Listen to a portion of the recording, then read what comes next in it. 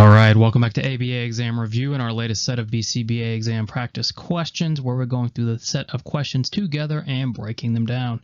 If you're new to the channel, welcome. If you're returning, welcome back. Please like and subscribe. Check out behavioranalyststudy.com for all of our study materials, including our combo pack and practice exams. As always, when you pass, please let us know so we can include you in the Sunday shout out. Work hard, study hard. Let's get going. Tiffany, a gymnastics coach, structures her practices according to a tight schedule. She expects each gymnast she trains to be in a certain spot at a certain time. Although Tiffany is unable to monitor every gymnast all at the same time, she still wants a system where she can check to see if everyone is where they are supposed to be at certain times. What might work best for Tiffany? All right, a lot of things going on here, long question. So let's break down the question first. Let's make sure we understand what the question is saying and what's given to us. So we're looking for Tiffany, and what is Tiffany trying to accomplish? Well, she has a practice according to a tight schedule, and so she wants all her gymnasts to be in certain spots at certain times. However, she can't monitor every gymnast at the same time. And when you're taking your exam or doing questions, when you see phrases like this, she can't monitor every gymnast all at the same time, that's a giveaway to where you should start heading as far as your thought process goes. So we know she can't monitor every gymnast all at the same time. Well, what is she going to do? Because she still wants a system to check to see if everyone is where they're supposed to be at certain times. So immediately I start thinking, well, discontinuous measurement, interval recordings, or momentary time samplings, something along those lines. So what might work best for Tiffany? A, momentary time sampling. Well, momentary time sampling would probably work best for Tiffany if she was only watching one gymnast. Because remember, momentary time sampling, we're looking at one learner. There's another type of momentary time sampling that focuses on groups, and Tiffany has a group. So momentary time sampling is halfway there, but it isn't the best answer. What about B, partial interval recording, or C, whole interval recording? Well, the issues with partial and whole interval is that Tiffany can't monitor every gymnast all at the same time, and she can't continuously monitor them. So even if she allocated 10 minutes each to each gymnast for interval recording, she still won't be monitoring all at the same time, and she's only getting a small sample size of what's going on. So it's the worst of both worlds, really, because it's discontinuous and she's not getting measurements on all gymnasts all at the same time. So really, what's best is going to be a planned activity check, play check. And why is that? Well, because with play check, it's just like momentary time sampling, but for a group. So at the end of each interval, she can look up and check to see, are my gymnasts where they're supposed to be? So with planned activity check, Tiffany is making the best of the situation. She can monitor all gymnasts all at the same time, and she doesn't have to continuously monitor their activity. Joshua, an adult, allows himself to smoke just 2 cigarettes per day. He asks his girlfriend to hang on to his cigarettes and only give him one after he's completed half of his task list for that day. Sometimes, however, Joshua hangs out with his buddies and they give him a cigarette or two. Joshua receiving cigarettes from his buddies represents what? So what is going on with Joshua? Well, he only allows himself 2 cigarettes per day. And so that's his reinforcement. And what is it's his reinforcement for what? Completing his task list. So he's only allowed cigarettes, and he makes his girlfriend only give him cigarettes when he completes his task list for that day. So it's almost like a socially mediated self-management system. Except when Joshua is with his buddies, he gets cigarettes even though he's not completing a task list, and it isn't his girlfriend giving the cigarettes to him. So he's gaining or earning reinforcement without actually engaging in the target behavior. And so what do we call that? A behavior trap. Well, a behavior trap is almost the opposite. A behavior trap is where you set up the learner in a situation where they have to engage in a response that's going to gain reinforcement. Joshua's kind of doing the opposite here. He's engaging in a response that doesn't match the response required for the cigarette, but he's still getting them from his buddies. So B, negative reinforcement. Well, with negative reinforcement, something's being removed, and that isn't the case here, right? Joshua's gaining the reinforcement. C, bootleg reinforcement. Yes, this is bootleg reinforcement. Bootleg reinforcement occurs when the learner gains reinforcement without engaging in the target behavior. Think about if gummy bears were your reinforcer, and in between questions, the client is taking gummy bears without you knowing. So the client is gaining this bootleg reinforcement because they're gaining the reinforcer without the target behavior. And that's what Joshua is doing here.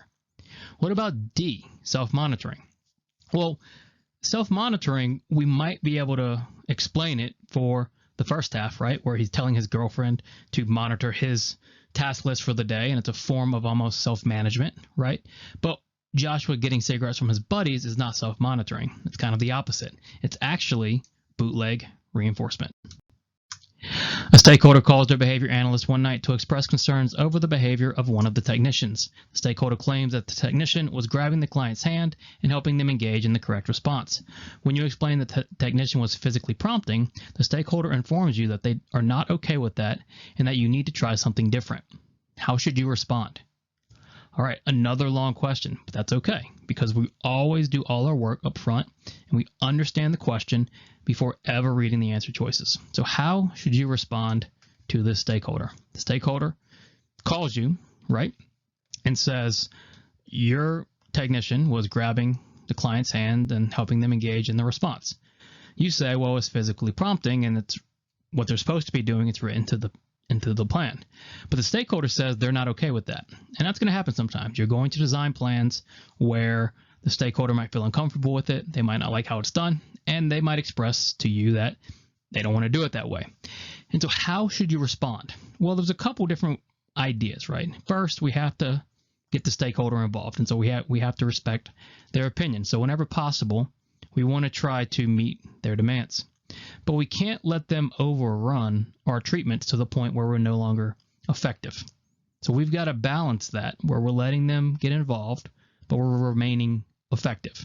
So in this case, how are you going to respond to the fact that they don't want you to physically prompt anymore? A, explain to the stakeholder the value of physical prompts and instruct the technician to continue what they are doing. Well, you can't just go on just because you explained to them what physical prompting was. They might still not agree with it. And so at the least, you've got to try something different, or else you're just ignoring their request, which you just can't do. B, switch to a least to most prompting strategy and let your technician know prior to their next session.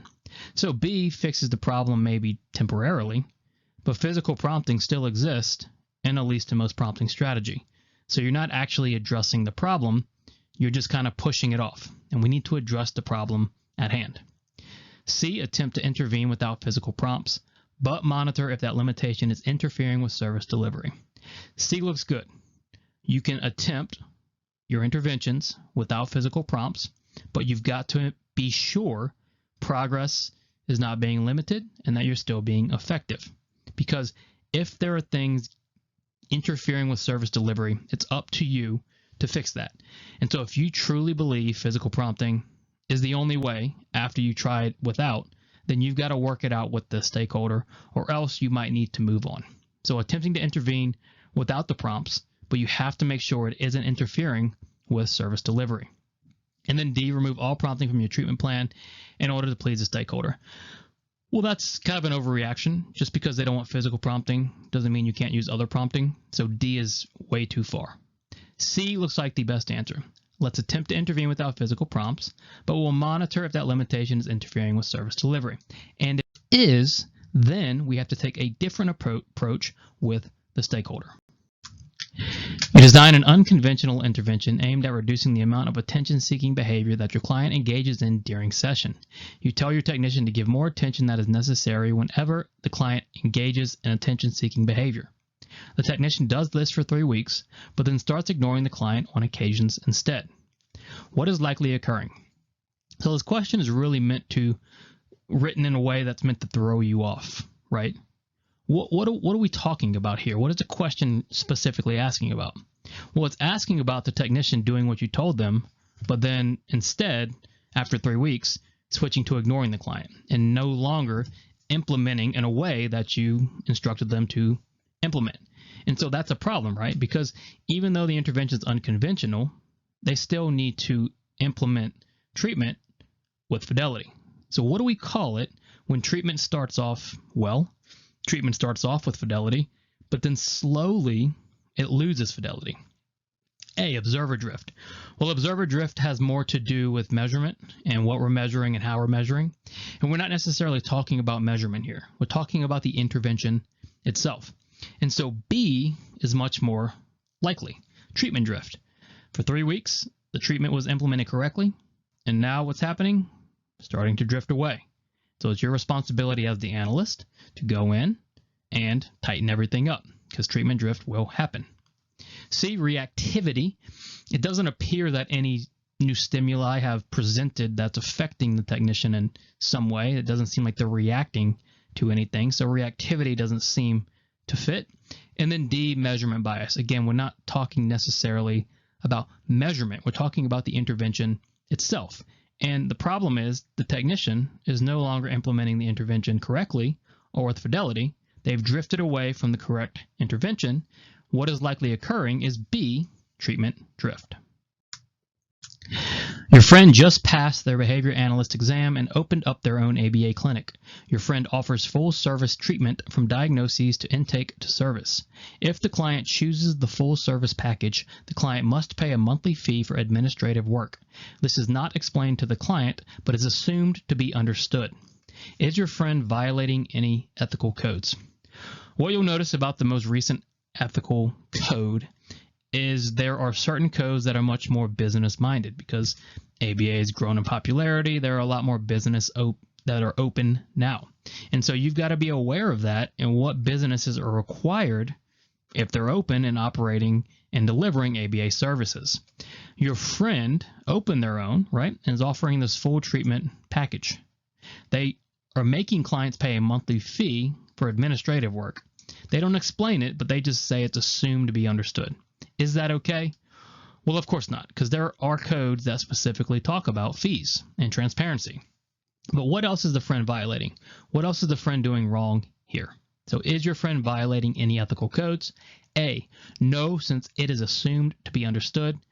It can't be assumed to be understood. That is deceptive. The friend needs to be explicit about what fees they're charging. B, yes, there are ethics codes regarding fee transparency. Absolutely. Any fee you charge needs to be clear, it needs to be upfront, and needs to be transparent. C, yes, behavior analysts are always honest. Absolutely. Honesty is at the forefront of our ethical code.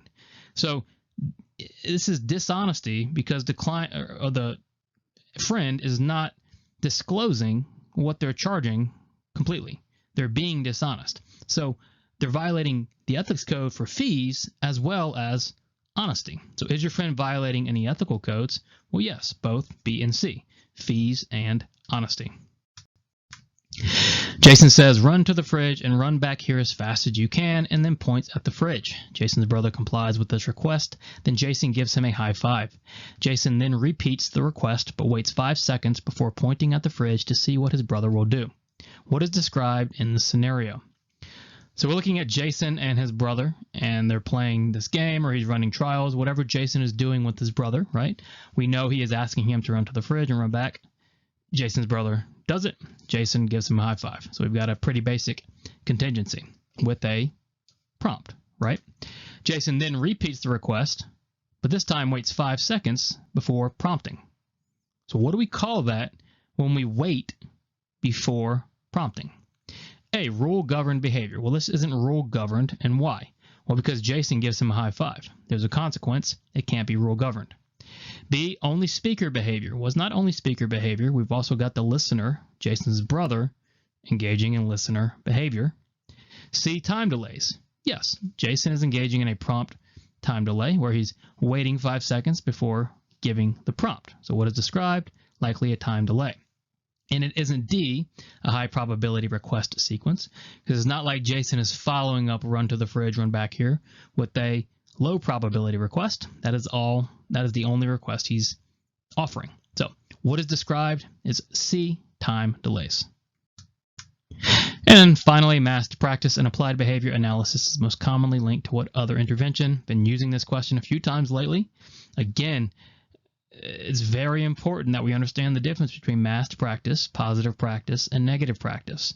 That's why we're going to keep reinforcing it to you, right? Masked practice is very similar, if not the same, to negative practice, except massed practice has to do with self-management. Massed practice is not a negative reinforcement contingency. Okay, if it's anything, it's an automatic punishment contingency. B, it's not a positive practice over correction. If anything, it's a negative practice, but it's most commonly linked to self-management, and you've got to know that. If you're evading reinforcement and going from teaching a behavior to maintaining a behavior, what order would be most appropriate, starting with teaching a behavior? Now, remember, yes, we need to know compound schedules for our exam, but we also need to know simple schedules. Don't neglect the basics. So simple schedules, fixed ratios, variable ratios, fixed intervals, variable intervals, continuous. So the question is asking about fading reinforcement. We're starting with teaching a behavior all the way to maintaining a behavior. So what order is most appropriate to fade if you're teaching first to maintaining? Well, if in an ideal world, when we first start teaching a behavior, we want to continuously reinforce because we want every response to receive reinforcement. So B and C are continuous. We are looking at those. We can eliminate A and D because if we're fading, we're not going from fixed to variable to continuous. So B is continuous to fixed. C is continuous to variable. Which one is thinner or requires more response effort or is a stronger simple schedule, fixed or variable? Well, it's always going to be variable. Variable ratio is the strongest simple schedule we have. It's the slot machine effect. If we are talking fading, going from teaching to maintaining, it's going to be continuous to fixed to variable. That would be the correct order. Awesome. Thank you for watching. Check out behavioranalyststudy.com for all of our study materials. Let us know when you pass. Like, subscribe. We'll see you soon.